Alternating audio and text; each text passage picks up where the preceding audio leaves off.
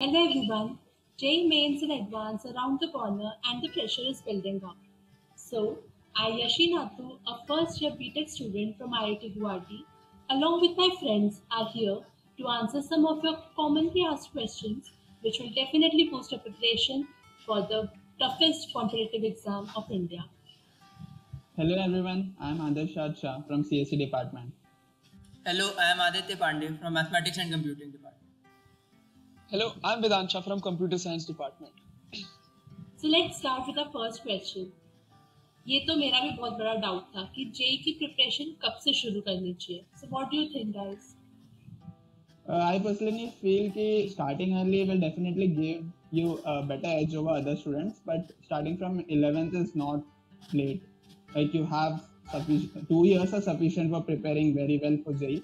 But in 9th and 10th standard, my personal suggestion would be instead of studying directly for JEE, you should focus on your brain development and your thinking development of your thinking ability.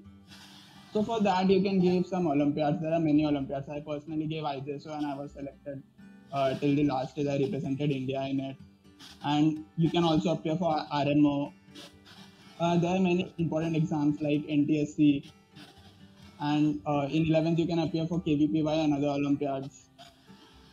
And all of us also appeared for Technothlon, which is the exam based on mental ability skills, which will help you develop your brain. So I'd like to add a couple of points. First of all, give as many competitive exams as you can. Even in 19th, your focus should not be particularly on JEE. You can explore whether you want to give JEE or not.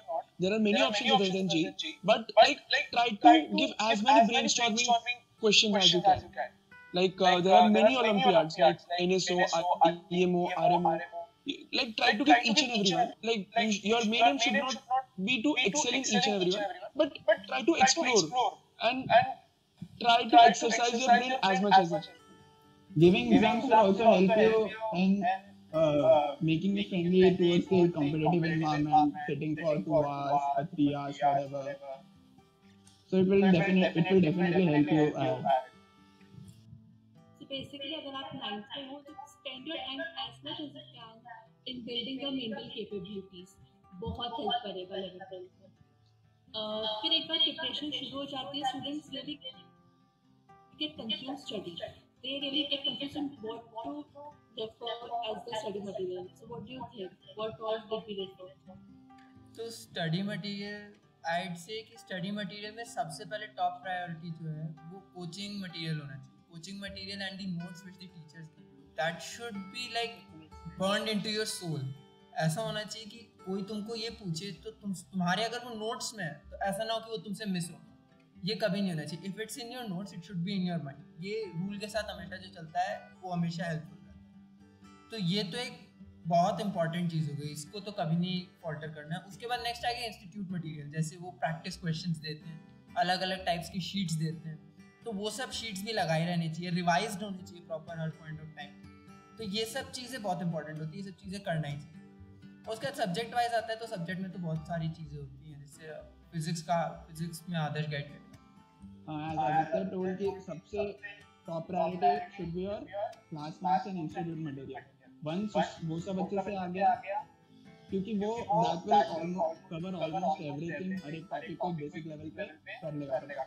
After that, like for physics, basic book है physics के लिए बहुत important है HC Verma, जिसके सारे try करो कि theory पढ़ो, बहुत क्लैरिटी आएगी. फिर उसके पीछे जो शॉर्ट आंसर क्वेश्चन है वो करोगे तो और थोड़ा लैटरल थिंकिंग की आइडिया आएगा. फिर एमसीक्यू प्रॉब्लम करो एंड देन एक्सरसाइज करो, तो उससे एक बेसिक लेवल तुम्हारा स्ट्रांग हो जाएगा बहुत अच्छे से.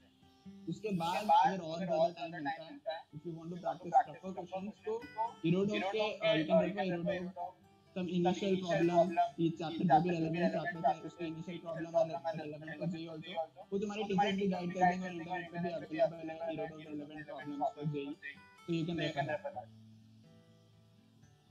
अब केमिस्ट्री में बेसिकली केमिस्ट्री इंपॉर्टेंटली 3 पोर्शंस में डिवाइडेड है. Organic chemistry, physical chemistry, inorganic chemistry. Organic chemistry somehow resembles maths. It's always resembles maths. उसमें कॉन्सेप्ट्स भले ही जितने भी हो बट उसका प्रैक्टिस बहुत ज़्यादा होना चाहिए. because JEE twists the questions in such a way that you get confused even in the paper after studying it for months and months to an end. तो ये एक प्रॉब्लम रहती है. तो प्रैक्टिस बुक्स के लिए जो है MS चौहान और हिमांशु पांडे, बेसिक लेवल के लिए Himanshu Pandey, and for advance level if you want to practice some more there is MS Chauhan. इन दोनों के क्वेश्चंस बहुत अच्छे हैं, बहुत वेल फ्रेम्ड क्वेश्चंस है, और अगर आप 2 बार प्रैक्टिस कर ले और एक बार रिवीजन हो जाए तो देयर मोर देन एनफ. मतलब उसमें ये हो जाएगा कि you know every type of twisting in questions that is possible. तो ये हो गया. अगर थ्योरी रही, कभी कभी ऑर्गेनिक के कॉन्सेप्ट्स फंसते हैं, और वो फंसते हैं, काफी फंसते हैं. तो उसके लिए जो है there is a book called Solomon. Now this is a reference book, और ये ध्यान रखना बहुत इंपॉर्टेंट है that it is a reference book. It is only to be touched when you are stuck in a particular concept and you're not able to clarify it, or you're not able to understand it even when the teacher is explaining it. कभी-कभी self study is more important than what teacher tells you. खुद से discover करोगे तो interest भी आता है. तो Solomon का जो है वो, अगर तुमको कोई concept फंस रहा है, you can study that particular concept. तो वो ठीक है. Physical chemistry में there is a book by Narendra Awasthi that is very good for practice. Level 2 specially उसका जो है those are advanced type problems, advanced type problems, and they are very good, very very good.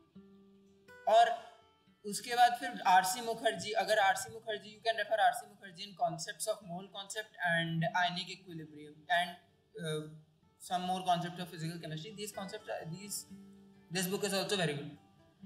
और उसके बाद फिर next आता है inorganic chemistry. पहले तो केमिस्ट्री का मेन रूल ये है कि एनसीईआरटी सारी याद होनी चाहिए. एनसीईआरटी मतलब जो है that you should almost remember it too well.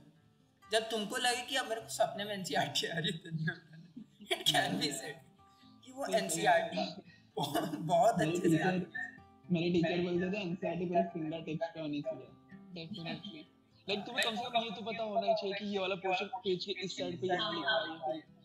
उतना क्लैरिटी होना चाहिए. मेंस में आ सकते हैं latest publication latest publication news को रिसेंट देखा. लाइक पर्सनली मैं तो एनसीईआरटी के हर एक लाइन में से खुद क्वेश्चन बनाता था. लाइक इस लाइन से क्या क्वेश्चन बन सकता है, सोचो, याद करो. और केमिस्ट्री में भी like top priority class notes और इंस्टीट्यूशन मटेरियल तो है ही, लाइक वो that goes on the top. और लोग जनरली सोचते हैं केमिस्ट्री में इतना प्रैक्टिस की जरूरत नहीं है, बट बिलीव मी केमिस्ट्री में प्रैक्टिस की काफी जरूरत है. You need a lot of practice, you need to see a lot of different types of questions because it is very analytical aspect.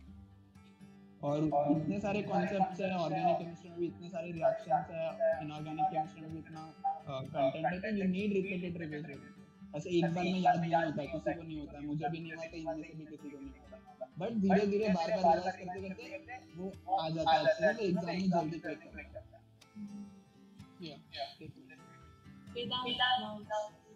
So coming to maths में बहुत important topic calculus.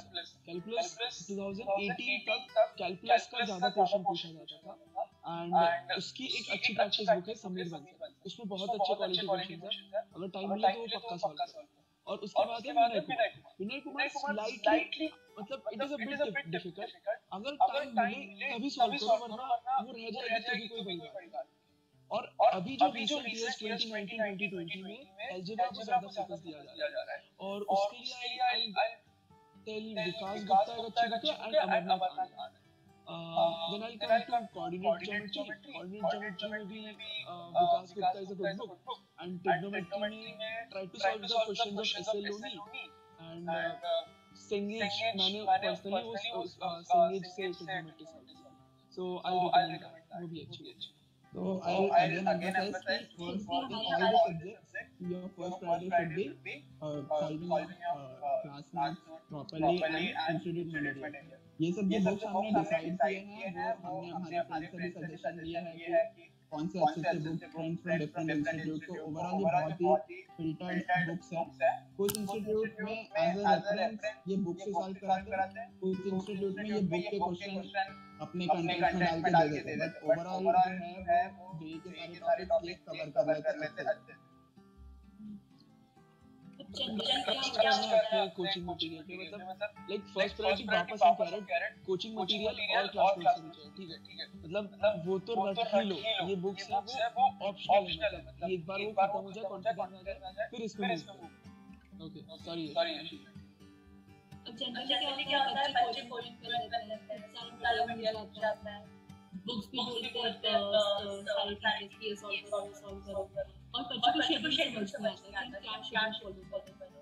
तो what do you think what was the schedule? Well, coming to schedule, personally, मेरा coaching centre मेरे घर से 1.5 hour दूर था. So, classes used to start at around 9:30. I used to wake up around 7:30. Fresh होता था around 8 तक. फिर I leave my town at around 8 and used to reach the center at 9:30. Classes चलती थी 2:30 तक. फिर मैं 4 बजे वापस आता था. And first of all, I used to complete the homework जो इंस्टीट्यूट से देते थे. That was my first priority. जो क्लास में पढ़ा है उसे रिवाइज करो. और वो it was very variable. कभी 6 बजे खत्म हो जाता वो सब चीजें, या फिर कभी 10 बजे तक भी चलता है.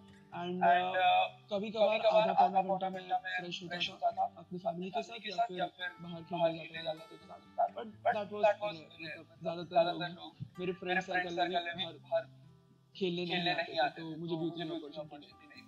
फिर एक बार होमवर्क हो जाने के बाद I used to solve extra questions on that same topic and ये चीज अराउंड 12:30 तक चलती थी. तो yeah that was my schedule. तो मोरल लेस हम सबका भी शेड्यूल ऐसा ही था, मतलब या तो सुबह क्लासेस है या इधर शाम में क्लासेस है, वो बस लिटिल शिफ्ट है.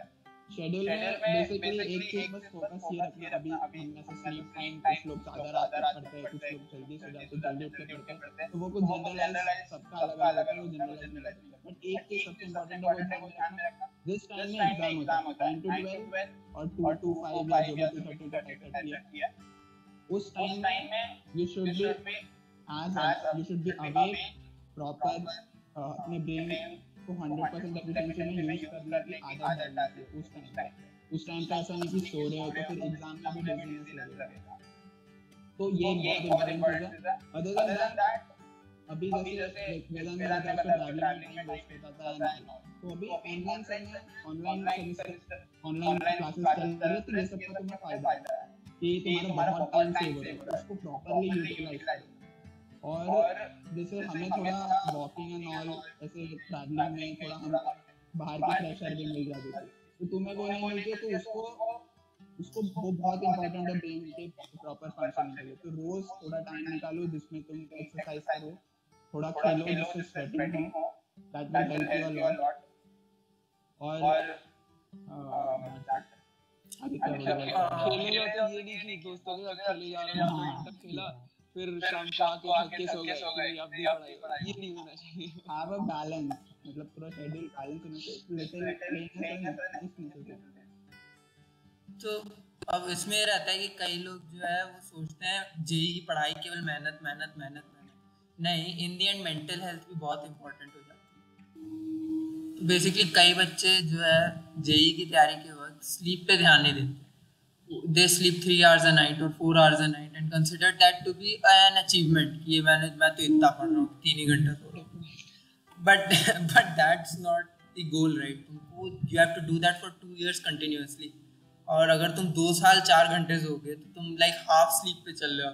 जो scheduled sleep होती है 8 hours. तो try to sleep 7 to 8 hours a night. और if अगर कभी emergency पड़ती है that you have to study that night, तो ऐसा ही कुछ छूट रहा है या कुछ ऐसा हो जाए, नेक्स्ट डे पेपर है, समथिंग लाइक दैट, और तुम्हारा छूट रहा है, then you can sleep 6 hours. But उससे कम is not worth it, because ये तुम नेक्स्ट डे तुम्हारा ध्यान भी नहीं लगेगा.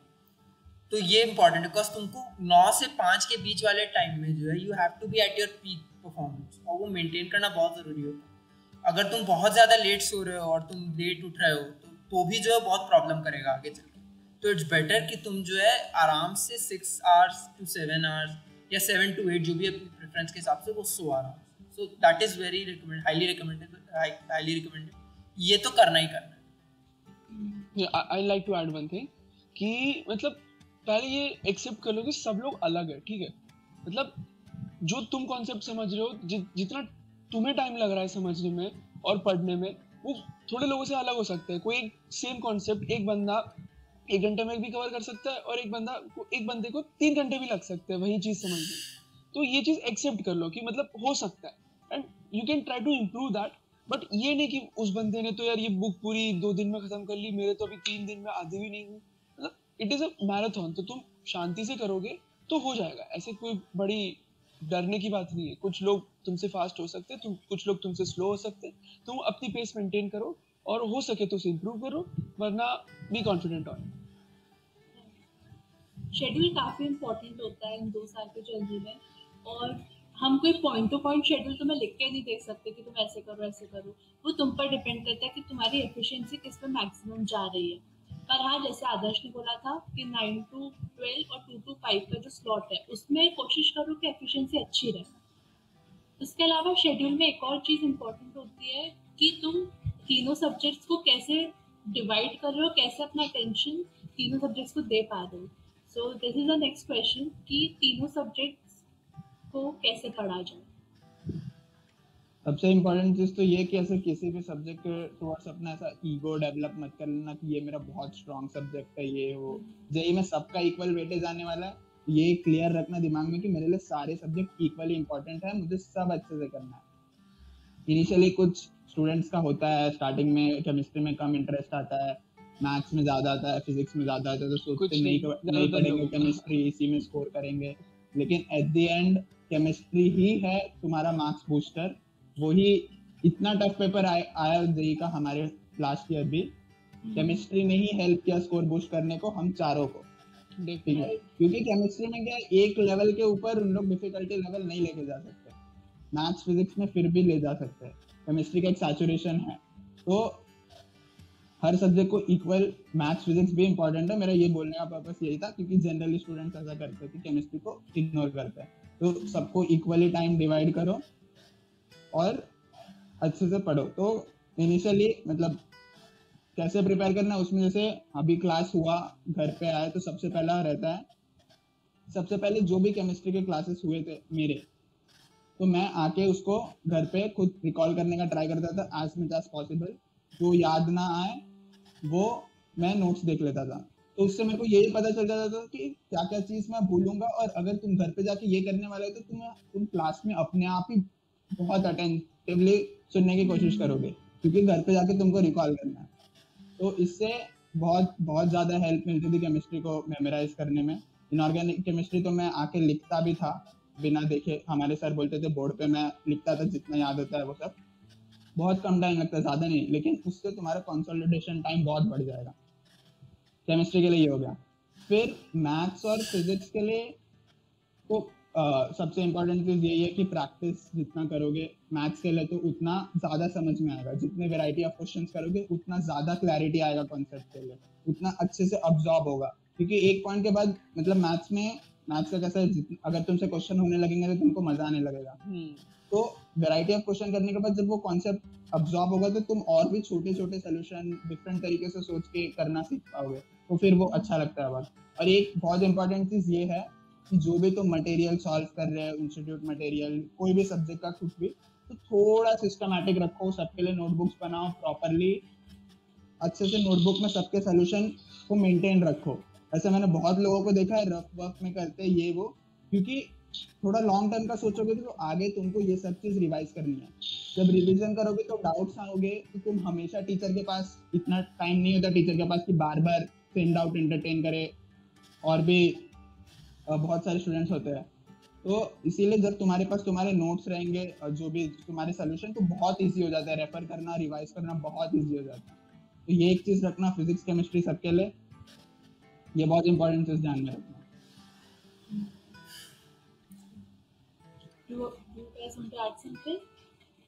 हाँ देखो, मतलब सबका फाइनली वेटेज सेम होने वाला है, बट कभी कभार ना कुछ कुछ चीज़ों में प्रिपरेशन में टाइम डिस्ट्रीब्यूशन थोड़ा अलग हो सकता है. हम कह रहे हैं कि इम्पोर्टेंस सभी को सेम दो, बट कुछ सब्जेक्ट्स ना थोड़ी एक्स्ट्रा एफर्ट डिमांड करते हैं. जैसे मैथ्स में तुम जितनी वैरायटी देखोगे उतना अच्छा है. कुछ वैरायटी सर ने क्लास में कवर की, कुछ वैरायटी तुम्हारे कोचिंग मटेरियल में, कुछ वैरायटी तुमने अलग एक्स्ट्रा बुक में देखी. तो मतलब कुछ चीज़ों में थोड़ा अलग से टाइम इन्वेस्ट करना पड़ता है अच्छे से. और केमिस्ट्री का क्या है, मतलब it is a long term thing. तुम्हें हर रोज उसे रिवाइज करना होगा.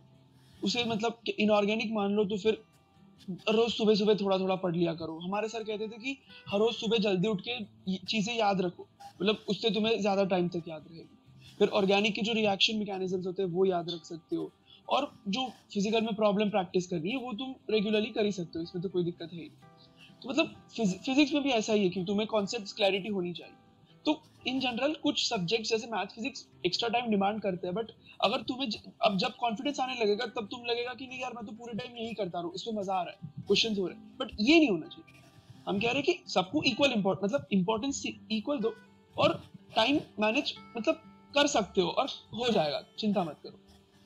इक्वल इंपॉर्टेंस देना ये बिल्कुल इम्प्लाई नहीं करता कि इक्वल टाइम देना। एक पॉइंट के बाद तुम्हारा एक सब्जेक्ट स्ट्रांग हो जाएगा, तो जो और एक सब्जेक्ट हो सकता है कि वीक हो, तो जो सब्जेक्ट स्ट्रांग है उसको थोड़ा कम टाइम देके वहां से टाइम वीक वाले में दो, उसको भी स्ट्रांग बनाओ, और स्ट्रांग को at the same time maintaining it strong, ये होना चाहिए। और एक आइडेंटिफाई करना इम्पोर्टेंट होता है कि वीकनेस आ कहाँ रही है, इधर से गड़बड़ हो रहा है, ये जरूरी होता है। कभी कभी नहीं दिखता है वो आदमी, व्हेन यू आर कभी कभी मतलब एक फैक्टर फियर फैक्टर भी आता है कि डर लग रहा है इनऑर्गेनिक से, कि समझ नहीं आ रही है, याद करना बहुत ज्यादा हो रहा है, तो वो लगता है, सबको लगता है। Discuss it with someone, discuss it with your teachers, वही तुमको वो आउट ऑफ दैट जो कहते हैं होल क्रिएट कर लेते हैं हम लोग कभी कभी अपने लिए, and we like to hide in it, यार ये नहीं हो रहा है, इसको थोड़ा जो है अवॉइड करते हैं। तो talk to your teachers about it, वो तुमको अच्छे से गाइड करेंगे कि हाँ तुम्हारे साथ क्या प्रॉब्लम हो रही है, बहुत अच्छे से डिस्कस करना चाहिए। तो ये इम्पोर्टेंट है।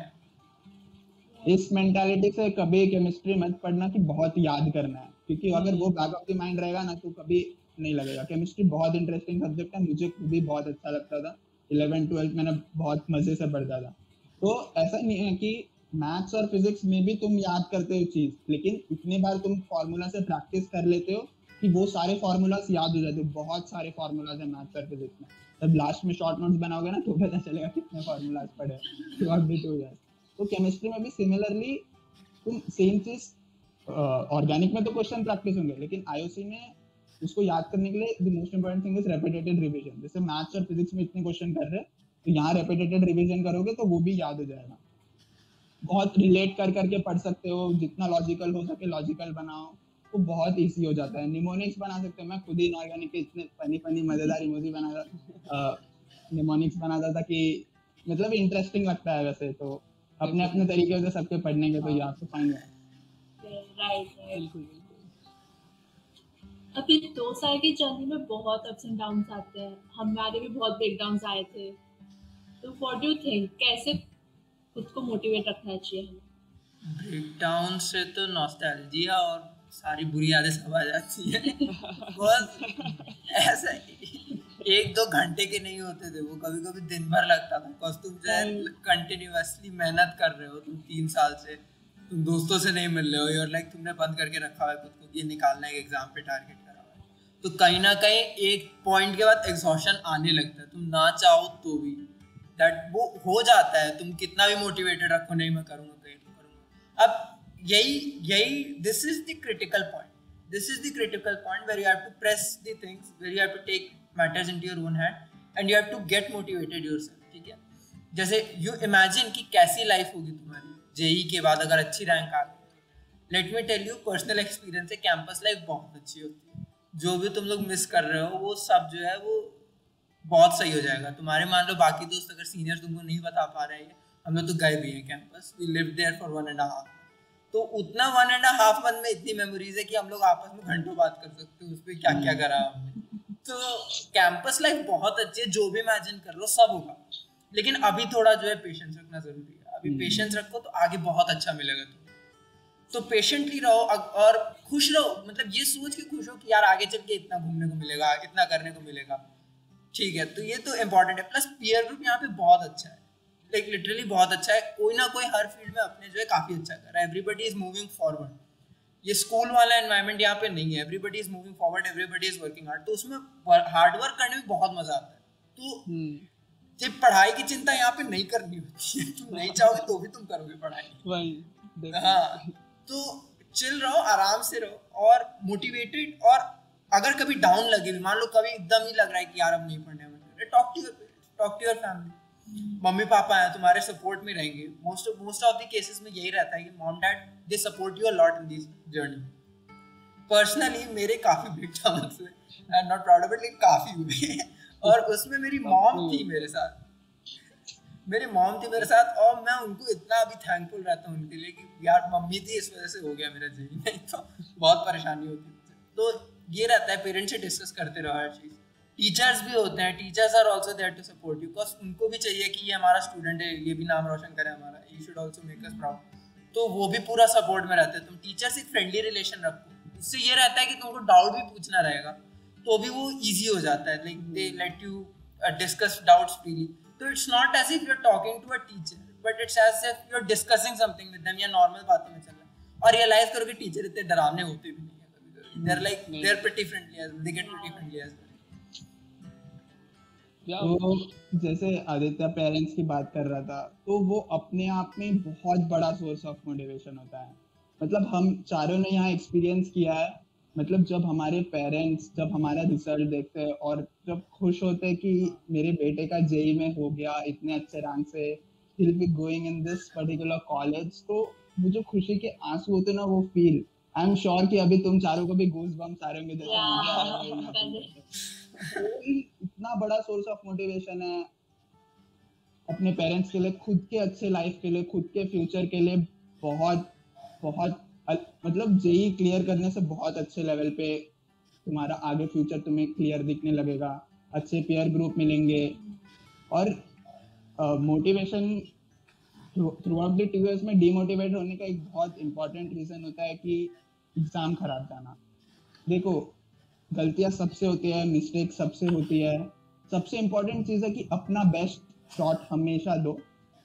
स्टार्टिंग में कुछ एग्जाम्स अच्छे नहीं भी जाएंगे तो भी एवरी टाइम वापस से खड़े हो, इतना गट्स रखो, इतना मोटिवेशन रखो, क्योंकि लास्ट में अच्छा रैंक उसी का आएगा जो लास्ट तक भाग रहा है, गिर रहा है फिर भी भाग रहा है, वो उसका डेफिनेटली अच्छा आ जाता है। लास्ट में बहुत सारे स्टूडेंट्स होते हैं लाइट ले लेते हैं, अच्छे अच्छे स्टूडेंट्स का रिजल्ट खराब हो जाता है।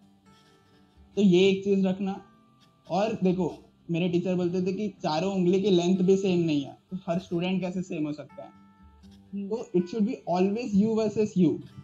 एग्जाम खराब जा रहा है, घर पे आओ, other than instead of demotivating yourself कि यार ये खराब हो गया, शांति से एनालाइज करो क्या हुआ, क्यों हुआ, what all silly mistakes I made, उसको एनालाइज करो, क्यों, कैसे I can improve it next time. तो ये ऐसे ही हमेशा ग्रोथ की तरफ हर चीज को पॉजिटिवली लो, हमेशा इम्प्रूवमेंट को फोकस करो, कैसे अपना स्कोर इम्प्रूवमेंट कर सकते हो वो सब पे ध्यान दो। एक पीयर ग्रुप ऑनलाइन से हमें बनाना थोड़ा डिफिकल्ट है क्योंकि हम तो क्लास में मिलते थे, तो try to make some WhatsApp groups अच्छे फ्रेंड्स के साथ जो तुम्हें डिस्ट्रैक्ट ना करे, अच्छे सर्कल जिनका मोटिव सेम हो, मोटिवेटेड हो, तो आपस में फ्रेंडली इन्वायरमेंट रखो, डाउट्स डिस्कस करो, तो उससे अपने आप ही ग्रोथ होगा। एक बहुत इंपॉर्टेंट चीज़ है, अभी घर पे हो, इतना इंटरनेट का एक्सेस है तुम सबके पास, तो मोटिवेशन ही तुम्हें डिस्ट्रैक्शन से दूर रखेगा। जिसका ड्रीम्स जितना बड़ा है, ये पर्टिकुलर रैंक के अंदर मुझे आना है, जितना फायर जिसके अंदर होगा, तो ऑटोमेटिकली डिस्ट्रैक्शन सब चले जाएंगे। ठीक है, उसके लिए सिर्फ सोशल मीडिया में व्हाट्सएप यूज करो for studying purpose. I would suggest Insta और फेसबुक जो भी है सब ट्राई टू डीएक्टिवेट इट, क्योंकि it will bring distractions only, nothing else. वो और ऐसे ही शाम में जब तुम फॉर कीपिंग, मैं पर्सनली खुद को मोटिवेटेड रखने के लिए क्या करता था कि अपने रूम में जो भी मेरे ड्रीम्स है, जो भी है, मुझे पर्सनली थोड़ा ड्राइंग और ऐसे आर्टिस्टिक थिंग्स में इंटरेस्ट है, तो मैं ऐसे पोस्टर्स बनाता था खाली टाइम में, इमेजिनिंग माई ड्रीम्स। तो ये सब बना के रूम में पूरा एकदम रखा था कि सुबह उठूँ तो पूरी एनर्जी के साथ। तो वो अपने आप ही डे को बहुत प्रोडक्टिव बना देगा तुम्हारे। और शाम में जैसे जैसे बताया था, जब हम शेड्यूल डिस्कस कर रहे थे, थोड़ा रिलैक्स होने के लिए एक्सरसाइज कर रहे थे तभी, तो at that time I used to hear some motivational songs, थोड़ी वीडियोस देखता था, तो वो अपने आप ही एक बूस्ट क्रिएट करता है और it keeps you very positive. I'd like to add one more point कि तुम्हारे से आगे हमेशा कोई ना कोई रहेगा। ठीक है, एग्जाम में you won't be first always. तुम जब ऑल इंडिया टेस्ट दोगे अलग अलग अपनी कोचिंग की, तो तुम्हें पता चलेगा तुमसे आगे बहुत हो। तो ये चीज तुम्हें डिमोटिवेट नहीं करनी चाहिए। That should be a point of motivation कि तुमसे ऐसे लोग आगे हैं जो कर पा रहे हैं सेम चीज जो तुमने नहीं की, सो इट इज पॉसिबल, तुम कर सकते हो। अगर तुमने और अपने आप को इम्प्रूव किया तो तुम दैट इज पॉसिबल। कोई ना कोई तो रैंक 1 आ रहा है, कोई ना कोई तो टॉप 100 में आ रहा है, कोई ना कोई हमेशा आईआईटी बॉम्बे सीएस में जा रहा है, तो इट इज पॉसिबल ना। ऐसा तो नहीं है कि यार अगर तुम 90% 90+% लाओगे तभी तुम जा रहे हो और कोई किसी का 90 प्लस आ ही नहीं रहा, इट इज पॉसिबल। और जो तुमसे आगे है, जो तुम्हारे कोचिंग में तुमसे आगे है, उनसे जो मतलब उनसे बात करो, उनके पास रहो, मतलब that should be a source of motivation. हमारे कोचिंग में एक ऐसा बंदा था जो जिसका रैंक हमेशा बना था, हमेशा बना था, और बहुत लोग हमारे कोचिंग में उससे डिमोटिवेट भी होते थे, बट मैं उसे मोटिवेशन की तरह लेता था कि यार मैं I could never beat him, but that was always a source of motivation. मैं उससे अपने डाउट्स डिस्कस करता था, मतलब he would always give us some positive vibes to me, और that helped me a lot. So that's it. Basically क्या होता है कि जब कोर्स खत्म हो जाता है जल्दी अक्टूबर नवंबर में और इतना भी टाइम नहीं बचा होता है, तो बहुत सारे मॉक टेस्ट दे रहे होते हैं बच्चे, और इसी टाइम पे एक तो वैसे ही बहुत प्रेशर होता है, और इसी टाइम पे बच्चे सिली मिस्टेक्स शुरू कर देते हैं, and this is the main cause of demotivation. तो तुम्हें क्या लगता है कैसे सिली मिस्टेक्स कम करना चाहिए?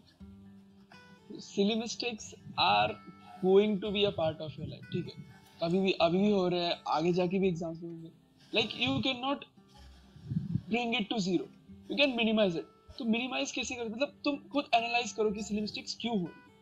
तुम एग्जाम्स के बाद नॉट ओनली सिली मिस्टेक्स, हर क्वेश्चन को एनालाइज करो, डिवाइड कैटेगराइज करो हर एग्जाम के बाद कि ये कौन सी मिस्टेक है, is it conceptual mistake, is it calculation mistake, is it some other sort of silly mistake. तुम समझो, पेपर एनालिसिस बहुत इंपॉर्टेंट है, और अगर सिली मिस्टेक हुई तो तुम वो उसे समझने की कोशिश करो कि सिली मिस्टेक क्यों हुई। Was it a calculation silly mistake कि मैंने 2+2 को मैंने 3 कर लिया, 2+2 को मैंने 7 मान लिया, नहीं ऐसा हो रहा है, या फिर ये ऐसा है कि यार मैं गलत कॉन्सेप्ट समझ गया एग्जाम के वक्त, यार मुझे तो पहले पता था ये ऐसा होना चाहिए, बट मैंने एग्जाम में पता नहीं ऐसा क्यों समझ गया। मतलब बहुत अलग अलग टाइप की होती है, कभी कभार कंसंट्रेशन नहीं रहता एग्जाम के वक्त, कोई अलग सॉन्ग चल रहा होता है दिमाग में, मतलब हो सकता है। तो वो समझो कि मतलब खुद एनालाइज करो कि ऐसा क्यों हो रहा है मुझे एग्जाम के वक्त। अगर फिर देखो ऐसा हो सकता है कि वो क्वेश्चन तुम्हें अगर अलग से दिया जाए तो तुम ऐसे ही सॉल्व कर लिए, बट एग्जाम में आए तो वो प्रेशर में अगर तुम सॉल्व नहीं कर पाए, तो हर चीज के अलग अलग सोल्यूशन होते हैं। कंसंट्रेशन के लिए जैसे आदर्श ने कहा कि तुम योगा वोगा कर सकते हो, एक्सरसाइज कर सकते हो, तो उससे डेफिनेटली कंसंट्रेशन बढ़ता है। या फिर अगर कोई प्रेशर में आ जाने से तुम्हारा परफॉर्मेंस बिगड़ रहा है, तो तुम ज्यादा से ज्यादा क्वेश्चन प्रैक्टिस एग्जाम मतलब लाइक तुम ऐसा समझो हर कोई क्वेश्चन सॉल्व कर रहे हो तो ये समझो कि यार ये मुझे 5 मिनट में करना ही है, मतलब प्रेशर में आके करो यार कि 5 मिनट के अंदर ये क्वेश्चन हो ही जाना चाहिए। वो तुम क्लास में कर रहे हो या फिर घर पे आके प्रैक्टिस कर रहे हो, कुछ भी कर रहे हो, तब एकदम ऐसे टेम्परामेंट के साथ करो कि यार मुझे अभी करना है, नहीं 5 मिनट में नहीं हुआ तो मतलब बहुत कुछ हो जाएगा, ऐसे प्रेशर में आके करने की कोशिश करो। तो उससे क्या है कि तुम एग्जाम में भी तुम्हें अगर कोई क्वेश्चन 2 मिनट में करने को हुआ तो तुम उस प्रेशर को हैंडल कर पाओगे और सिली मिस्टेक्स मिनिमाइज हो सकती है। दैट वाज जैसे मेरे टीचर बोलते थे कि हर स्टूडेंट का सिली मिस्टेक करने का एक पर्टिकुलर पैटर्न होता है। मेरे को तो आज भी मेरे सिली मिस्टेक्स याद है, क्या क्या करता था। 2+3 6 लिख दिया कभी, तो 2 × 3 5 लिख दिया, नाइट्रोजन का मॉलिक्यूलर वेट 7 ले लिया, ऐसे ऐसे 14 ले लिया, ऐसे ऐसे बहुत ये कॉमन मिस्टेक्स है। तो ये पर्टिकुलर पैटर्न है, ये रिपीट होंगे आगे। जब रिपीट होते हैं तो और ज्यादा इरिटेट होता है। तो उसके लिए मैं क्या करता था कि जो भी मेरे सिली मिस्टेक्स है, पहले तो एग्जाम के बाद आके एनालाइज करना इज वेरी इंपॉर्टेंट। एनालाइज करते टाइम मैं एक स्टिकी नोट्स में अपने सिली मिस्टेक्स जो है लिख के, फिजिक्स का अलग, केमिस्ट्री का अलग, मैथ्स का अलग, पूरे रूम में अच्छे से एकदम चिपका के रखा था। जब भी मैं ऐसे पढ़ के थोड़ा घूमता था तो मैं रोज एक बार उसको ग्लैंस करता था ऐसे, तो सब ब्रेन में वो सब फिट हो गया कि हाँ ये मिस्टेक है, तो अगली बार ध्यान रहता था, उससे रिपीट नहीं होता था। तो अपने आप ही सिली मिस्टेक 90% रिड्यूस हो जाएंगे ये प्रैक्टिस से। और जैसे बोला कि योगा करो, मेरा मैथ्स में पहले बहुत सारे मिस्टेक्स होते थे कैलकुलेशन में, फिर मेरे सर ने बोला था कि सुबह रोज योगा करो। 10-15 मिनट्स योगा किया थोड़े कुछ मंथ्स के लिए, सूर्य नमस्कार, बहुत कम हो गया, अपने आप कंसंट्रेशन बहुत इंप्रूव हो गया। थोड़ा इवनिंग टाइम में मेडिटेशन भी कर लेता था कभी कभी। मोस्ट इंपॉर्टेंट चीज है कि सिली मिस्टेक पैनिक होके थोड़ा काम कंपोज रहोगे तो अपने आप सिली मिस्टेक बहुत कम हो जाएगा। इसको लाने के लिए तुम होमवर्क कर रहे हो, तुम जो भी मॉक एग्जाम्स दे रहे हो उसको पूरे रियल एग्जाम फील के साथ दो। जो टेम्परामेंट वाले चीज़ है ना, उससे इतना फेमिलियर हो जाने चाहिए तुम लोग कि तुम्हारे लिए नॉर्मल हो जाए, आदत हो जाए उसकी। तो एग्जाम में भी ऐसा कुछ अलग से प्रेशर नहीं लगेगा रहता। ये तो हमेशा ही एक्सपीरियंस है, और उस सिचुएशन में भी अपना मैक्सिमम एक्यूरेसी मेंटेन करना आ जाएगा, तो अपने आप सिली मिस्टेक्स बहुत कम हो जाएंगे। सबसे होता है, अब हम ये वीडियो भी रिकॉर्ड कर रहे हैं तो बीच बीच में कुछ कुछ हो जा रहे सिली मिस्टेक्स, वो तो पार्ट ऑफ लाइफ है। तो डिमोटिवेट नहीं होना, other than that analyse it and correct it, analyse it and correct it, ये फोकस होना चाहिए। में भी सिली मिस्टेक्स हो जाते हैं। कॉन्फिडेंस बिल्ड अप करना पहले जरूरी होता है, फिर एक बार जब तुमने अपने नोट्स और इंस्टीट्यूट मटेरियल अच्छे से कर लिया, कॉन्फिडेंट हो, then you can go for some new books, या फिर जो टीचर रिवीजन के लिए स्पेशल मटेरियल भी देते हैं वो सब कर लो। तो उससे अपने आप ही same thing goes for physics, maths, chemistry के लिए वही, केमिस्ट्री के लिए मेजरली और हो जाएगा नोट्स को और थोड़ा ज़्यादा रिवाइज करना, क्योंकि मेमोराइजेशन पार्ट ज़्यादा होता है। मैथ्स फिजिक्स में इतनी प्रैक्टिस हो जाती है कि सब कुछ याद ही हो जाता है। फिर रिवाइज करते टाइम ये भी ध्यान रखना है कि जेईई के जब बहुत पास वाला टाइम होगा तभी इतना सिलेबस है ना, तो लिटरली एकदम डर लगता है यार, इतना कैसे वापस देख पाऊंगा मैं। तो फॉर दैट हर टॉपिक का ट्राई करना कि शॉर्ट नोट्स बनाना बहुत इंपॉर्टेंट है। हम सब ने बनाया था, सारे टॉपर्स बनाते हैं और बहुत हेल्पफुल भी होता है। फिजिक्स के सारे फार्मूला नोट्स होने चाहिए चैप्टर वाइज, क्योंकि ऐसा नहीं होना चाहिए कि फार्मूला भूलने की वजह से कोई क्वेश्चन हो रहा है फिर वो रिग्रेट होगा तुमको एग्जाम के बाद में बहुत। फिजिक्स के सारे, सिमिलरली मैथ्स के सारे फार्मूला एक चैप्टर वाइज, जो भी फार्मूलाज है, ट्रिग्नोमेट्री के इतने सारे फार्मूलाज है, सिमिलर फार्मूलाज को साथ में लिखो। रिवाइज करते टाइम तुम बहुत अच्छा शॉर्ट नोट्स बना पाओगे, तो साथ में लिखोगे तो उसको मेमोराइज करना बहुत ईजी हो जाता है। तो मैथ्स का वैसे सारे चैप्टर्स का बना लिया। इनऑर्गेनिक केमिस्ट्री में इंपॉर्टेंट स्ट्रक्चर, सीक्वेंसेस, जो भी चीज़ तुम भूल रहे हो वो सब शॉर्ट नोट्स में रहना चाहिए। ऑर्गेनिक केमिस्ट्री के इंपॉर्टेंट रिएक्शंस, जो सब भी चीज़ें वो सब पे शॉर्ट नोट्स होते हैं। फिजिकल केमिस्ट्री मोर और लेस फिजिक्स जैसा फॉर्मूलाज होते हैं, वही सब। तो ये इतना पतला सा बन जाएगा सारी शॉर्ट नोट्स का, और ये इतना पावरफुल चीज़ होगा ना। जैसे तुम किसी कॉन्सेप्ट चीज़ का शॉर्ट नोट्स रिवाइज करोगे तो लगेगा कि पूरा चैप्टर ही पढ़ लिया, क्योंकि बाकी सारी चीज़ के साथ तुम कॉन्फिडेंट हो, यहाँ तुमने सिर्फ वीक पॉइंट्स और फॉर्मूलाज हाईलाइट किए। बहुत ईजी पड़ता है रिविजन में, और डेफिनेटली तुम्हारा स्कोर बहुत बूस्ट करेगा ये।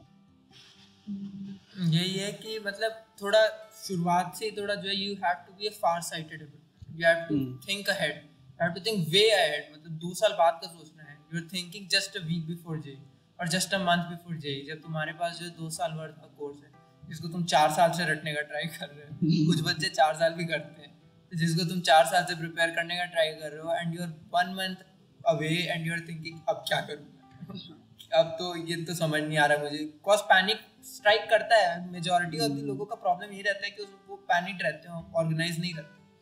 तो शॉर्ट नोट से ये रहता है कि तुमको कॉन्फिडेंट रहता है कुछ भी होगा मैं 3 दिन के अंदर रिवाइज कर सकता हूँ। एक फास्ट गो थ्रू कोर्स के थ्रू जो है, कॉज तुम जब लिख रहे हो उसको ना, तो तुम सेकंड टाइम में लिखोगे या थर्ड टाइम में लिखोगे उसको। जब तुम पढ़ते वक्त जो है, एक बार तुम पूरा क्लास में पढ़ते हो, उसके बाद तुम पूरा सॉल्व करते हो, and if you make short notes after that, that is really helpful because you already remember most of it। और जब तुम when you go through it once or twice, तो ऐसा लगता है जैसे कि हाँ ये तो सब like it's like downloading at 5G speed, तो उतना तेज आता है वो, धीमे धीमे सब ऐसे दिखते हैं कि हाँ ये भी। अब नेक्स्ट पेज का आगे प्रेडिक्ट करने लगता है एक पॉइंट के बाद कि नेक्स्ट पेज पे क्या लिखा है इसके, वो भी दिखना शुरू हो जाता है। तो वो सारी चीजें रहती हैं, एक्साइटिंग भी लगता है। उसके बाद लगता है कि यार कुछ तो करा है 2 साल, ऐसा नहीं। एग्जाम से पहले तुम अपने नोट्स लेके थोड़ी बैठोगे, हमारे पास बस शॉर्ट नोट्स ही रहेंगे। और मतलब ये ऐसा भी पॉसिबल नहीं होगा कि तुम ये समझ रहे होगे यार मैं एक दिन में पूरा फिजिक्स कैसे कवर कर लूंगा 11th 12th का। That would come on gradually. मतलब तुम जितने मॉक टेस्ट दोगे, हाँ ठीक है, रिवीजन के बाद मॉक टेस्ट देना बहुत इंपॉर्टेंट है।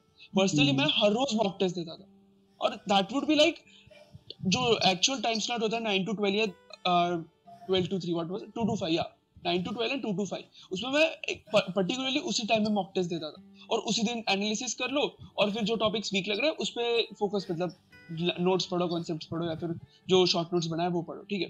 तो तुम इतनी बार तुम शॉर्ट नोट्स या फिर वो रिवाइज करोगे ना कि तुम्हें लास्ट 3 दिन में ऐसे लगेगा कि नहीं यार ये हो सकता है।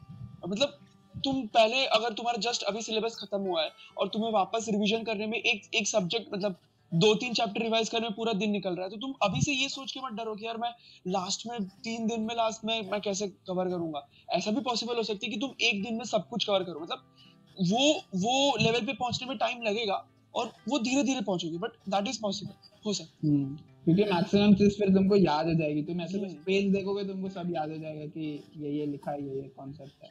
और ट्राई करना कि एग्जाम के एक दिन पहले वाला डे जो है उसको थोड़ा शांति से रहना, उसमें ज्यादा पढ़ाई का लोड और पुराने रिग्रेट्स को याद मत करना। बस ये ध्यान रखना कि जितना मैंने किया है इतना बहुत अच्छा किया है, पॉजिटिव रहना अच्छे से और अच्छे से एग्जाम देना, तभी ज्यादा एग्जाम प्लान ऐसा करना रिवीजन कि एक दिन पहले तक तो तुम जो जितना रिवाइज करना है कर लो, एक दिन बस थोड़ा काम रिलैक्स रहना और जो भी है थोड़ा प्रैक्टिस करता है, जो भी लग रहा है वो करना, ज्यादा लोड मत लेना एक दिन पहले। I like to add one important point कि जब तुम्हारा मेंस खत्म और एडवांस का टाइम है, तब बहुत लोग हमारे पास तो क्या 6-7 महीने थे, तो मैंने ऐसा सोचा कि यार मैं कुछ नया सीख लेता हूँ या नया सीखूं। वो बहुत गलत स्ट्रैटेजी है, ठीक है। जो तुमने 2 साल में पढ़ा है, your only aim should be to cover that thing. तुम उसे मास्टर कर लोगे ना, तो आई कैन बेट तुम 70% ला सकते हो एडवांस, और 70% लाना is like getting into top 200 और 300%, मतलब top 200 sorry not percent, top 200 to 300 rank, ठीक है। मतलब तुम समझ सकते हो, तुम्हें सिर्फ वही पढ़ना है जो तुमने 2 साल में पढ़ा है। तुम ये मत रखना कि यार मेरा ये मतलब ये बुक से मैं एक्स्ट्रा मैं कर लेता हूँ, या फिर मेरे फ्रेंड ने वो सॉल्व की थी तो मैं रिवीजन के वक्त ये पूरी नई बुक वो सॉल्व कर लूंगा। लाइक मेरे पास टाइम था बट फिर भी मुझे वो गलत स्ट्रैटेजी लग रही है अभी भी। मतलब तुम्हारे पास अगर 1-2 महीने है जेईई मेंस और एडवांस के बीच में, तो तुम्हारा only aim should be to cover जो तुमने अभी तक पढ़ा है, उसे अच्छे से प्रिपेयर कर लो। तो मतलब वो सिलेबस और जो मैंने पढ़ा है, जो क्वेश्चंस पूछे वो तो मुझे एकदम अच्छे से आने चाहिए, जो कॉन्सेप्ट्स पढ़े वो एकदम अच्छे से।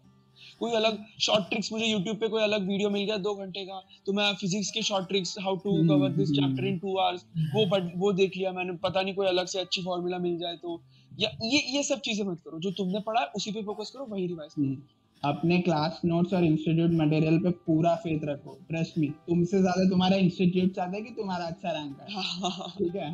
तो उन पे पूरा फेथ रखो, टीचर पे पूरा फेथ रखो कि उन्होंने अच्छा ही पढ़ा है, उन पे पूरा भरोसा रखो। और जो बीच का टाइम होता है उसमें बस नोट्स रिवाइज करो, जो करा है क्वेश्चन, जो भी डाउट्स थे वो रिवाइज करो, और एग्जाम को रियल फील के साथ दो। जेईई डे कोई डिफरेंट डे ना लगे। It should be like all the other test which you have given and perform, क्योंकि वहाँ टेम्परामेंट थोड़ा बढ़ जाता है। स्टार्टिंग से सारे पेपर को वैसे टेम्परामेंट में दोगे तो वहाँ भी बैलेंस होके अच्छा ही जाएगा वो भी। और जनरली क्या होता है ना, कोचिंग इंस्टीट्यूट से जो मॉक टेस्ट होते हैं, किसी का लेवल बहुत कम होगा, किसी का लेवल बहुत ज्यादा होगा, तो you can determine your accuracy with those test. तो उसके लिए हम ये रिकमेंड करेंगे कि जो लास्ट 3-4 साल के जो है लेटेस्ट एडवांस के पेपर्स हैं, तुम उनको दो, और एडवांस जैसे दो, एकदम उसी टेम्परामेंट पे दो। वो तुम्हें एकदम बताएगा कि तुम्हारी क्या एक्यूरेसी, तुम कहाँ स्टैंड करते हो। और अपने मार्क्स मैच भी करो रैंकर्स से कि किस मार्क्स पे कितनी रैंक आई थी, और बहुत इम्प्रूवमेंट होगा उससे। Definitely PYQs are the most important. जो भी ज्यादातर कोचिंग मटेरियल जो कोचिंग क्लासेस भी मटेरियल बनाते हैं ना, वो मोस्ट ऑफ द वो प्रीवियस ईयर के फोकस्ड ही होता है। तो तुम समझ सकते हो कि तुम अगर पीवाईक्यू सॉल्व कर पा रहे हो तो दैट इज लाइक तुम you are on the right path, ठीक है। और अभी रिसेंटली क्या हो रहा है कि in the recent years JEE अपना पैटर्न थोड़ा थोड़ा चेंज कर रही है।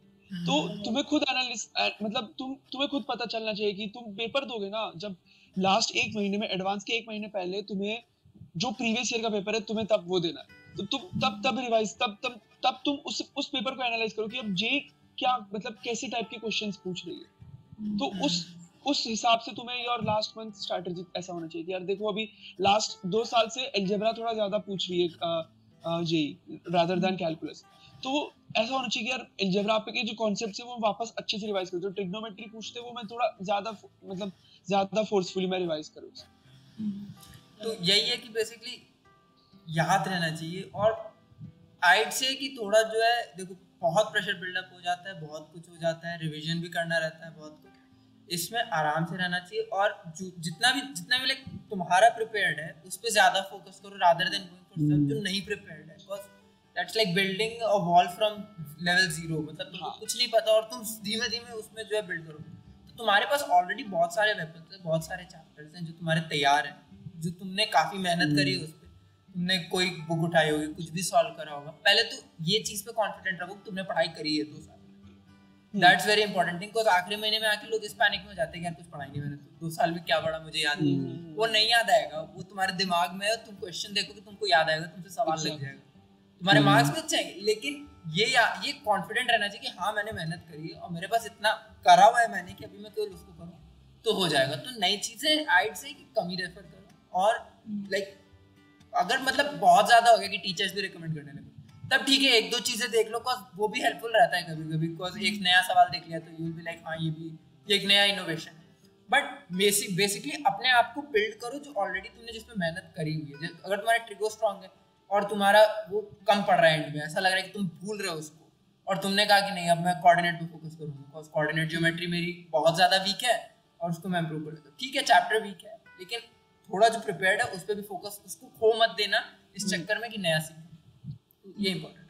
एंड प्लीज YouTube पे टाइम वेस्ट मत करना। YouTube पे तुम्हें at the end last time ऐसी बहुत सीरीज मिलेगी कि रिवीजन स्ट्रैटेजीज हम बताएंगे, ये करेंगे, मतलब तुम्हें पूरा फिजिक्स कवर करवाएंगे। वो सब फालतू है। जो तुमने पढ़ा है वो ही तुम्हें याद आना चाहिए। जो टीचर ने पढ़ा है वो तुमने क्लास नोट्स में लिखा है और उसको तुमने शॉर्ट नोट्स बनाई है, तो तुम वो पढ़ोगे तभी तुम्हें कॉन्फिडेंस आएगा। वो कोई अलग नए टीचर से तुम पढ़ोगे ना तो तुम्हें लगेगा ये तुम्हारा पढ़ाई नहीं था, ये तो टीचर बहुत अद्भुत पढ़ा रहा है, अगर ये टीचर ने मुझे पहले से पढ़ाया होता तो मेरा ये सब्जेक्ट स्ट्रांग होता। ये कॉन्सेप्ट मत रखना। ये हम इसलिए शेयर कर रहे हैं क्योंकि ये सब हमें भी हुआ है। मतलब हमारे पास इतना टाइम था कि मैंने 1-2 महीने तो इसी पे वेस्ट किए थे YouTube पे, तब जाके पता चला ये तो बिल्कुल टाइम पास चीज है। जो चीज जो तुमने पढ़ी है वही चीज तुम्हें रिवाइज करनी, दैट्स इट। ये तो हो गई पूरे 2 साल की बात, कैसे पढ़ना है, क्या पढ़ना है। अब comes the main thing, exam. कैसे एग्जाम को हैंडल करें, कैसे स्ट्रैटेजी बनाए एग्जाम के लिए, मेंस और एडवांस दोनों। पहले तो ये स्ट्रैटेजी जो है वो पर्सन टू पर्सन वैरी करती है ना, ये जनरल हो नहीं सकती। This is a method of trial and error जो तुम जो है ओवर 2 इयर्स अपने अंदर डेवलप करते हो, दैट यू रियलाइज कि हाँ ये पैटर्न मेरे लिए अच्छा है, I work in this pattern well, I fit in this pattern well and I can do it, I can give my best performance in this pattern। ये बहुत इंपॉर्टेंट होता है ये सोचना जो है। और दूसरी चीज की दूसरों से जेई ऐसा जर्नी है जिसमें the more you get affected by others the more you're harming yourself। कुछ लोग होते हो PCM पहले कर रहे हैं, PCM ऑर्डर में कर रहे हैं, कुछ लोग होते हो जो पेपर में आया उसी ऑर्डर से कर रहे हैं, कुछ लोग होते हैं उन्होंने डिसाइड कर रखा कि केमिस्ट्री पहले करना है। ठीक है, वो उनका चॉइस है, उन्होंने खुद सेल्फ डिस्कवर किया है अपने अंदर कि जब केमिस्ट्री आता है पहले तो मैं ज्यादा कॉन्फिडेंट हो जाता हूँ, या जब फिजिक्स आता है तो मैं ज्यादा कॉन्फिडेंट हो जाता हूँ। तो ये तो मतलब ठीक है। और उसके बाद फिर रही बात when you go into the paper, तो वहां पे टाइम डिवीजन बहुत इंपॉर्टेंट होता है, बहुत ज्यादा क्रूशियल होता है time division, because you need some time for the easier questions. तुमको इजियर क्वेश्चंस पे फोकस करना है, बिकॉज बहुत सारे जेई का काम एलिमिनेट करना है बच्चों को, तो ऑब्वियसली वो डिफिकल्ट सवाल डालेगा, but that is like 20% of the paper, 20% या 15%, बहुत कम सवाल होते हैं। उसमें कई सवाल होते हैं जो दिखते बड़े हैं but they are like really soft questions, वो तुरंत हो जाते हैं, वो रहेंगे 1.5 पेज के, you will go through them और तुमको लगेगा यार ये तो केवल एक ही लाइन काम की इसकी एंड में, ये ऊपर तो पहले की थ्योरी एक्सप्लेन कर दी। तो ये सब चीजें रहती हैं। जेई इज लाइक दिमाग खराब करने के लिए बनाई है वो तुम्हें की कोशिश करेगा, ठीक है, like that is up to you कि तुम्हें डरना है कि नहीं डरना। ऐसे डायग्राम्स दे देगा, डायग्राम तुम देख के डर जाओगे। नहीं, केमिस्ट्री में अजीब स्ट्रक्चर दे देंगे। वो भी जी वालों की टेक्निक है लोगों को एलिमिनेट करने की। उनको पता है कि कुछ बच्चे डर जाएंगे, कुछ बच्चे इतना बड़ा पैराग्राफ देख के पहले छोड़ ही देंगे, बट जो बच्चे मतलब इट इज नॉट रिकमेंडेड कि तुम बड़ा सा पैराग्राफ पहले पढ़ियो, उसे ऐसा मत करो कि तुम छोड़ ही रहो कि तुम देखना ही नहीं, ये तो होगा ही नहीं, हो जाएगा। और पैराग्राफ से पहले क्वेश्चंस पढ़ो, कई बार पैराग्राफ रिलेटेड पढ़ो, हो सकता है पैराग्राफ का कंटेंट तुमको पहले से याद होगा, तुम डायरेक्ट क्वेश्चन सॉल्व कर पाओगे। तो कभी थोड़े अलग से कॉन्सेप्ट्स भी वो लोग इंट्रोड्यूस कर सकते, कोई ट्विस्ट कर लेते, कोई पूरा कॉन्सेप्ट ही बदल देते कि इसकी जगह अगर ये हो जाए, तो मतलब ये मतलब समझ लो कि क्वेश्चंस पढ़ लो, फिर एक बार पैराग्राफ को बोल दो। और अगर हो तो अगर पैराग्राफ में ज्यादा टाइम तुमको लग रहा है तो ये भी कर सकते हो कि पैराग्राफ को लास्ट के लिए छोड़ दो, पहले एग्जैक्टली देख लो, फिर बाद में पैराग्राफ पे भी आ सकते हो। प्लस एक टेम्परामेंट डेवलप करना होता है, बीच में भी टेम्परामेंट की बात हुई थी। तो टेम्परामेंट है क्या एक्चुअली टेम्परामेंट ये है कि when you go into the paper और तुम वो पेपर में देख रहे हो तो तुम आसान सवाल देख के इतने खुश नहीं हो जा रहे हो कि तुम नेक्स्ट सवाल ऊपर से स्किम कर रहे हो, you are just skimming through it and you are missing crucial details. और तुम इतने डिप्रेस भी नहीं हो जा रहे हो कि जब तुम जो है पेपर देख रहे हो, नेक्स्ट क्वेश्चन देख रहे हो तो यू आर लाइक यार ये तो बहुत ज्यादा डिफिकल्ट सवाल है, हो नहीं था। बिकॉज वो आसान भी हो सकता है, जेई ऐसा नहीं कि सारे डिफिकल्टी देता है इन अ रो, ऐसा नहीं होता है। उनको भी पता है बच्चों का लेवल क्या है, उनको भी पता है कैसे बच्चे प्रिपेयर कर रहे हैं, उन्होंने कितनी प्रिपरेशन करी है। They make the paper accordingly. उनको बच्चे लेने हैं, उनको बच्चे भगाने नहीं कि बच्चे परमानेंटली भाग जाए। तो ये देखना है, ठीक है। तो टेम्परामेंट यही है। और ऐसा नहीं, कभी कभी होता है कि मान लो 3 सवाल डिफिकल्ट आ गए, बिकॉज अब ऑनलाइन है, so there are random shuffling of question. जो तुम्हारे सामने ऑर्डर ऑफ क्वेश्चन है वो बगल वाले के सामने नहीं है, तो ये भी एक इंपॉर्टेंट रोल प्ले करता है। मान लो तुम्हारे सामने 3 डिफिकल्ट क्वेश्चंस आ गए रैंडमली इन अ रो, जो तुमको लग रहा है which you think you are difficult at that time, maybe बाद में तुम उसको रिव्यू करो तो यू विल बी लाइक अच्छा ये तो आसान था, लेकिन उस पॉइंट पे यू आर लाइक ये डिफिकल्ट है। तो वो होता है, पैनिक सेट्स इन। तो इंपॉर्टेंट है उसको वहीं पे पकड़ के दबा देना पैनिक, बिकॉज वो जितने क्वेश्चंस तक आगे जाता जाएगा वो उतने क्वेश्चंस और डिफिकल्ट बनाता जाएगा। मेरे साथ फ्रेंड्स रहे हैं जो वो they have lost too many marks in this case, कि वो इनफैक्ट मैं मेरी बात करूं, लाइक हमारे में 7 न्यूमेरिकल थे स्टार्टिंग में, फिजिक्स पेपर 2 में देयर वर 7 इंटीजर टाइप। उसमें से फर्स्ट ट्राई में मुझसे सिर्फ एक ही क्वेश्चन हुआ था। I couldn't solve that 6 of that. मतलब समझ रहे हो, तुम्हें लगेगा 6 आउट ऑफ 7 क्वेश्चंस छूट रहे, बट मैं वापस आया तब I was able to manage a couple of more. मतलब इट इज नॉट, मतलब आई एम नॉट प्राउड कि मुझसे सब नहीं हुआ, बट ठीक है, मतलब ठीक, I am okay with that कि मेरे से और 3 ही क्वेश्चन हुए, बट दैट्स ओके। मतलब हो जाएगा क्वेश्चन। और जैसे ही पैनिक हो ना, जस्ट गेट अप। वो तुमको वॉशरूम जाने देंगे, वो इतने कंसिडरेट होते हैं। प्लस इन्विजिलेशन भी इतनी होती है कि उनको पता है कोई चीटिंग नहीं कर रहा है। That's very difficult to do that. तो इन्विजिलेशन में सब कुछ है, you get up, you go in the washroom, तुम अपना चेहरा धुलो आराम से। तुम अगर तुमको 30 सेकेंड्स चाहिए टू फोकस रीफोकस योरसेल्फ, तुम 30 सेकेंड लो, तुम कामली जो है डीप ब्रीथ्स लो, तुम आराम से रहो, तुम वापस आओ और तुम जो है फिर पेपर पे फिर से फोकस करो। फिर तुम उसको नए नजरिए से क्वेश्चन को पढ़ो, बस कभी कभी एकदम ही अलग सवाल समझ आता है। मतलब तुम सोच रहे हो वो थर्मो से रिलेटेड सवाल है एंड यू रियलाइज वो इलेक्ट्रो है। तुम क्या पढ़ रहे थे तुमको भी नहीं पता है। यू रीजन पैनिक में वर्ड्स तुम गलत, कुछ की वर्ड्स तुम कुछ और ही रीड करते हो। तो ये भी एक इंपॉर्टेंट फैक्टर रहता है। क्वेश्चन रीड करना बहुत इंपॉर्टेंट। कई बार मल्टी करेक्ट को ऐसे पूछते हैं कि which of this is not correct और हम करेक्ट मार्क कर देते हैं। तो क्वेश्चन रीड करना बहुत इंपॉर्टेंट है, बहुत ध्यान से क्वेश्चन रीड किया करो। वो थ्रू आउट द ईयर तुमको प्रिपेयर करना होगा, हर एग्जाम में देखे question reading mistake one of the very popular kind of silly mistake. हां भाई, I was going to say that. हां, तो वो थ्रू आउट द ईयर तुमको हैबिट डालना होगा to read it fast and correctly, कि जल्दी पढ़ना भी आना चाहिए, क्योंकि क्वेश्चन सॉल्व करने में टाइम लगेगा। एक बहुत इंपॉर्टेंट चीज है कि जेई जिस दिन है उस दिन सुबह थोड़ा टाइम पे उठ जाना, अच्छे से फ्रेश नहा होके टाइम पे एग्जाम सेंटर कंसिडरेबल टाइम पहले पहुंच जाना, वहां जाके शांति से बैठना और इंस्ट्रक्शंस पढ़ना अच्छे से। बहुत इंपॉर्टेंट है, हर साल इंस्ट्रक्शन बदलता है, इंस्ट्रक्शन सारे अच्छे से पढ़ना। उस अकॉर्डिंगली ऑन स्पॉट हो सकता है तुम्हें कुछ स्ट्रेटेजिकली चेंजेस करने पड़े हो, टाइम डिवीजन चीज चेंजेस करना पड़े। जैसे आइडियली फिजिक्स के लिए 50 मिनट्स, केमिस्ट्री 40 मिनट्स और मैथ्स 1 आवर फर्स्ट राउंड के लिए। उसमें इजी और मॉडरेट लेवल के क्वेश्चन ढूंढ के करने होते हैं, टफ वाले को छोड़ना होता है लास्ट के लिए। फिर लास्ट का हाफ एन आवर में जो भी सब्जेक्ट तुमको लगता है कि इसमें जो भी पर्टिकुलर क्वेश्चन कि हाँ ये हो गया तो ऑलमोस्ट टाइम लेता है इसीलिए छोड़ा था, वो कर लो। फिर बाद में जो न्यू क्वेश्चन है जो लग रहा है वो कर लो। हो सकता है वो न्यू थे इस वजह से तभी नहीं क्लिक किया, सेकंड टाइम पढ़ने पे क्लिक कर जाता है।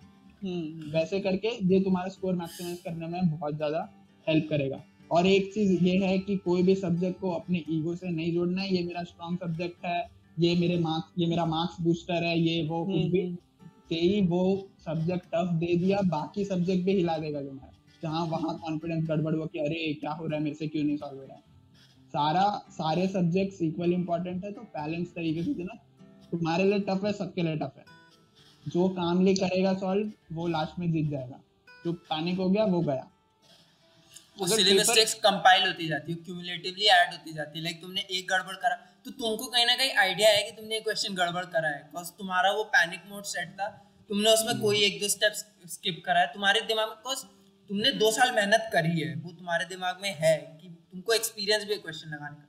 When you are going there you have worked hard for 2 years, ठीक है, तो तुम्हारे दिमाग में एक्सपीरियंस है क्वेश्चंस का, तुम्हारे दिमाग में सब कुछ है देयर, इट्स राइट देयर। और जब पैनिक होता है तो you realise when you are making a mistake, वो भी होता है, there is a sixth sense telling you कि हाँ ये सवाल गड़बड़ हो रहा है, ये सवाल गड़बड़ हो रहा है, तो फिर वो नेक्स्ट सवाल में कैरी ओवर होता है। तो आराम से कामली करके जो है वो 2 आवर्स तक लाइक तुमको थोड़ा इमोशन सप्रेस भी करना पड़ता है वहाँ पे। You have to do that because नहीं तो पैनिक एक बार सेट इन हो जाता है तो क्वेश्चंस वो गड़बड़ काफी हो जाता है। और क्वेश्चन एक हैबिट डालना एग्जाम के लिए, क्वेश्चन पढ़ के साथ में ऑप्शंस भी पढ़ना। ऐसा नहीं कि क्वेश्चन पढ़ के सीधा सॉल्व करने लगे। कई बार ऑप्शन पढ़ के तुम ऑप्शन ही आएगा, कई बार तो ऑप्शन पढ़ के तुम एलिमिनेट कर दोगे 2 ऑप्शन, ये तो हो ही नहीं सकते। ऑप्शन से बहुत हिंट मिल जाती है, बहुत हिंट मिल जाता है। तो वो throughout the year different exam दे के अपना स्ट्रेटजी डेवलप करना और उसको अच्छे से इम्प्लीमेंट करके आना फाइनल डे। ऑप्शन एलिमिनेशन की वजह से recently JEE is moving on towards subjectiveness, मतलब वो ज्यादा से ज्यादा सब्जेक्टिव पेपर बना रही है पूरा। हाँ, और अभी वो चीज वो टाइम भी दूर नहीं है कि अभी पूरा paper subjective in the sense numerical बना देगी।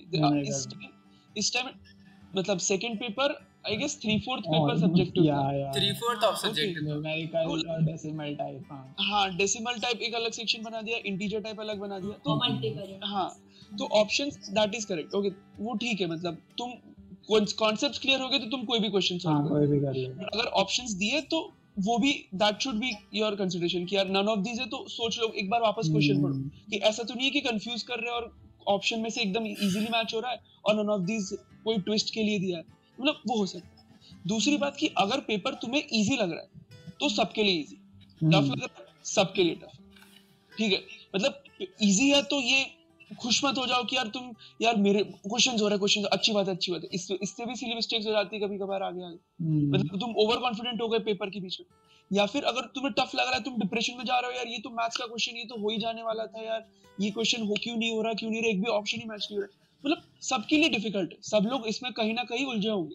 मतलब बहुत सीरियस मत हो जाओ एग्जाम के वक्त कि यार ये तो हो ही नहीं रहा कैसे। और दूसरी बात कि एग्जाम के वक्त अपने रैंक को मत सोचो, यार ये क्वेश्चन नहीं हो रहा यार तो मेरा रैंक गिर जाएगा या फिर मेरा परफॉर्मेंस बिगड़ जाएगा, 3 मार्क छूट गए।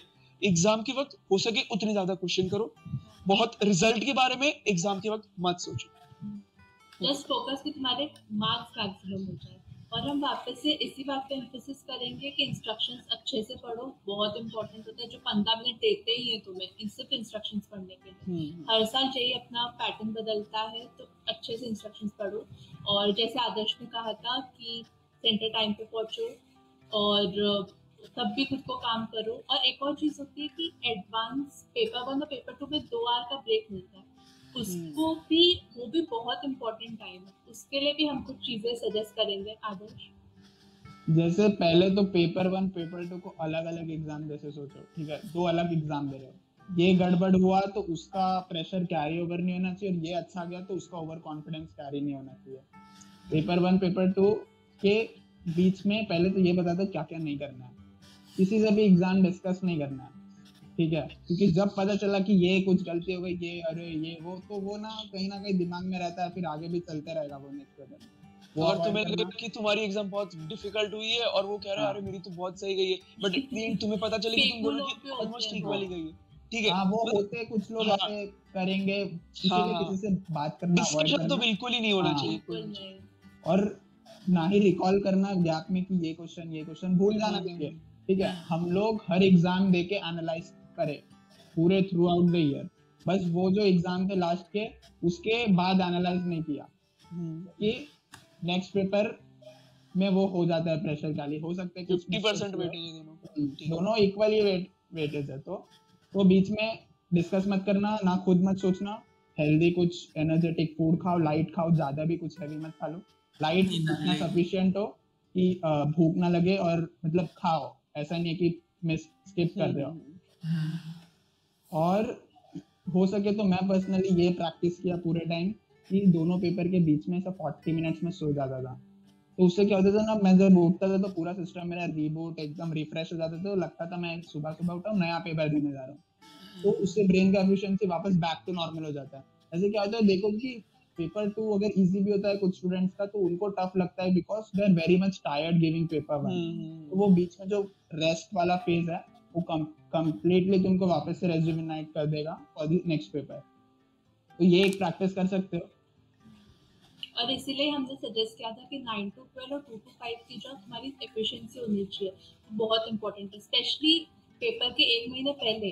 तो कोशिश करो कि तुम जो टेस्ट दे रहे हो वो भी इसी टाइम पर ही दो, और जो ब्रेक ले रहे हो, जो खाना खा रहे हो, जो तुम्हारी फूड हैबिट है, जो तुम डिसाइड करो कि मैं 12 से 2 के बीच में ये खाऊंगा, ये पीऊंगा, वो भी डिसाइड कर लो, मतलब डिसाइड कर लो, और हो सके तो वही प्रैक्टिस करो। दूसरी बात की मैंने पर्सनली ये फेस किया था कि दूसरे पेपर में मैं बहुत डिहाइड्रेट हो गया था पेपर से। मेरे पास पानी था बट वो गर्म पानी था, उससे मेरा mouth, I was not satisfied with it. And the second thing कि मतलब उसमें मेरे पास, मतलब आई विश्ड कि मेरे पास कोई ग्लूकोज वाली कोई चीज होती, अगर छोटी सी चॉकलेट होती, या फिर मैंने एग्जाम से जाने से पहले अगर कोई जूस पी लिया होता, तो it would have been better, कि मैं थोड़ा ज्यादा फ्रेश फील करता। तो खाना उतना मत खा लो कि एग्जाम में नींद आ जाए। खाना खाओ और एग्जाम जाने से पहले या फिर एग्जाम हो सके तो एक छोटी टॉफी ले लो, निकालने को कहे तो वही खा लो, और रखो अपने साथ हो सके तो। उससे क्या कि तुम्हें एंड मोमेंट पे अगर थोड़ा ऐसा अनकंफर्टेबल फील हुआ तो फिर तुम वो खा के you can make yourself comfortable. And में as much as you plan it उतना बेटर रहेगा, जितने दिन से तुम प्रिपरेशन करो उतना अच्छा रहेगा। जेई इज नॉट अ, मतलब it's not a 100 metre race, it's a marathon, और उसमें हर रोज तुम कैसे बिल्ड कर रहे हो खुद को, हर चीज इनफैक्ट वो बहुत बहुत एंड में जो है इफेक्ट कर जाती है। तुमको लगेगा अभी कि यार अभी जो है मैं 1 घंटा आराम ही कर रहा हूँ, तो क्या प्रॉब्लम है नहीं कि तुम आज 1 घंटा आराम करो, या प्रॉब्लम है कि तुम कल के लिए उस खुद को प्रिपेयर कर ले रहे हो कि यार कल तो 1 घंटा ऑलरेडी आराम किया था इस टाइम पे, आज अगर वो 1 घंटे का 5 मिनट हो गया तो क्या प्रॉब्लम हो जाएगा। तो see procrastination is a real thing, और हम लोगों से ये मत सोचो कि हम लोग इतना बोल रहे हैं तो like we are seriously telling you कि ये करना जरूरी है। हम लोग अपने एक्सपीरियंस से अपनी मिस्टेक्स ज्यादा रिकाउंट कर रहे हैं at this point. We are all talking कि हमने क्या मिस कर दिया, क्योंकि हम सबने मेहनत करी, हम सबने काफी प्रिपरेशन करी, काफी कुछ हमने झेला, सब कुछ करा हमने, लेकिन कहीं ना कहीं जो चीजें छूट गई अब वही याद आती है कि यार ये होता तो इधर मार्क्स पड़ जाते, ये होता तो इधर नहीं देखना पड़ता, तो वो हमेशा साथ में रहता है। तो इसलिए as much as you prepare yourself for that day, because वो एक ही दिन है, तुमको रियलाइज होगा जब एग्जाम खत्म हो जाएगा, तुम एग्जाम सेंटर से बाहर आओगे, तुम देख रहे हो सब तुम्हारे दोस्त है साथ में अगल बगल, और उसके बाद कोई पेपर के बारे में बात नहीं करना चाहता, तुम किसी से डिस्कस करना चाहो तो वो करना ही चाहता है कि पेपर क्यों डिस्कस करना है यार। तब रहता हो गया पेपर, हो गया, अब हो गया, हम करके आ गए, अभी थोड़ा रिलैक्स करना है, क्योंकि अभी थोड़ा रिलैक्स है ना कि ये जो 2 इयर्स का जर्नी है ना, वो बहुत लाइफ पर्सपेक्टिव से भी देखोगे इसको तो बहुत इम्पोर्टेंट जर्नी है ये। एंड में अगर सिंसियरली तुमने, हाँ बहुत मेमोरेबल तो होता ही है, बहुत सारे, मतलब अभी ऐसा हम रिकॉल कर पा रहे हर एक चीज, तो एक स्टोरीज ऐसे ही हम तुम्हें सब अपने एक्सपीरियंसेस शेयर कर रहे हैं। ये जो 2 इयर्स में है, जितना अगर तुम सिंसियरली प्रिपेयर करते हो तो एक इंजीनियर तो डेफिनेटली तुम बनोगे, अच्छा कोई भी कॉलेज मिलेगा, बट एक बहुत ही अच्छे ह्यूमन बीइंग बन जाओगे, क्योंकि ये तुम्हें इतनी चीज सिखा देगा ना। इट्स लाइक तुम्हारा जो रेस्ट ऑफ द लाइफ है उसको 2 ईयर में कंप्रेस करो और यहाँ एक्सपीरियंस करो। अप्स एंड डाउन्स, कभी कुछ कर रहे हैं, बहुत मेहनत की, फिर भी एग्जाम खराब जा रहा है, बैक टू बैक, वहां से उठना, कंसिस्टेंटली मेहनत करना, हार्डवर्क करना, परसिवेरेंस रखना, डिसिप्लिन से काम करना, रोज सुबह इतने बजे उठना है, इतने घंटे पढ़ना है, अपने आप को कंप्लीटली फोकस्ड रखना, डिस्ट्रैक्शंस को अवॉइड करना, क्योंकि आगे लाइफ में सक्सेसफुल बनना है, तो ये सारे क्वालिटीज तुमको चाहिए। ये इस 2 साल में अगर तुम सिंसियरली करते हो, अपना बेस्ट दो, ये एम रहना चाहिए, अपना बेस्ट दो, कोई रिग्रेट ना रहे, ठीक है, अपना बेस्ट दो, रोज सिंसियरली पूरे मोटिवेशन के साथ अपने ड्रीम्स को अचीव करने का के लिए जो करना पड़े मैं वो करूंगा, इस एटीट्यूड के साथ 2 इयर्स रहो, और जो एंड प्रोडक्ट बनोगे 2 साल बाद इंजीनियर अगर कर रहे हो ये सब फॉलो सिंसियरली, तो इंजीनियर तो डेफिनेटली अच्छे कॉलेज में, और जो एंड प्रोडक्ट होगा वो एक ऐसे चीज होगी ना वो कि आगे भी उसमें इतनी पोटेंशियल आ जाएगी, जो चीज उसको नहीं आता है उसको फोकस के साथ सीख के उसको फोड़ेगा, बहुत जल्दी इंटेलेक्चुअल लेवल बहुत बढ़ जाएगा। एक पॉइंट के बाद तुमको रियलाइज होगा एक दिन कितना बड़ा होता है, लाइक यू रियली रियलाइज कि मतलब एक दिन लोग कहते हैं कि बीत गया, एक ही दिन का टाइम है, लेकिन वो तुमको समझ आता है कि अगर तुम ढंग से मैनेज करो तो एक दिन एक्चुअली कितना बड़ा होता है, कितनी चीजें यू कैन कवर। इनफैक्ट एक पॉइंट के बाद समझ आएगा 1 घंटा भी कितना बड़ा होता है, प्रोडक्टिविटी अपने आप ही बढ़ जाएगा आगे। तो आगे कॉलेज में ऐसा होता है कि तुम मतलब जो चीज भी करो, जो भी नया चीज करो, जिस चीज में भी जाओ तुम फोड़ दोगे उसको, वैसे प्रोडक्ट बन जाते हो। तो वही इसको एंजॉय करो यार, 2 साल है, सबको एकदम एंजॉय करते हुए सारे सब्जेक्ट को एंजॉय करते हुए पढ़ो और सब बहुत अच्छा होगा। हम wish you very all the best for upcoming exams. जो भी हमें हमारे एक्सपीरियंस जो जितना कुछ आता था हमने सब शेयर ट्राई किया कि मैक्सिमम चीज हम तुम्हें बता पाए, हमारे मिस्टेक्स की वो तुम रिपीट ना करो, और जो भी सजेशंस जो भी हमारे तरफ से थे हमने सब दे दिया। बस इसको फॉलो करो, you will definitely clear J with flying colours. I'd say कि be yourself और be true to yourself rather, be true to yourself और बस आगे बढ़ते रहो। It doesn't matter एक दिन गिरो, लेकिन बस आगे बढ़ते रहो, लड़खड़ाओगे वो सब ठीक हो जाएगा, सब मैनेज होगा, सब मस्त होगा, सब अच्छा होगा। लाइफ बहुत लंबी है और नहीं भी अच्छा हो रहा है तो भी लाइक ठीक है यार, उसको उतना प्रेशर भी नहीं ले लेना कि यार एकदम जो है ईगो इशू ले लो या एकदम लाइफ पे ले लो कि यार यही है, बस यही है, ठीक है। ये बस फर्स्ट स्टेप है लाइफ का, ठीक है, दिस फर्स्ट स्टेप तुम्हें पता होना चाहिए it is possible, it is possible. ठीक, ऐसा तुम पहले से समझ रहे हो यार ये तो सिर्फ 10,000 लोग ही होने वाले हैं जेई के लिए, आईआईटी के लिए 10 लाख में से, और मेरा तो वैसे भी मैं इंस्टीट्यूट में 10th रैंक आता हूँ या 15th रैंक, 60th रैंक आता हूँ, पता नहीं कैसे हुआ। इट इज पॉसिबल, मतलब यू हैव, मतलब खुद में फेथ होना चाहिए, तुम कर सकते हो, इट इज पॉसिबल। ये ऐसे सोचो ना 10,000 सीट है, मेरे को तो एक ही चाहिए 10,000 सीट। जेई बस 3 घंटे 6 घंटे का एग्जाम हुए थे, सच में 2 साल की बहुत अच्छी जर्नी है।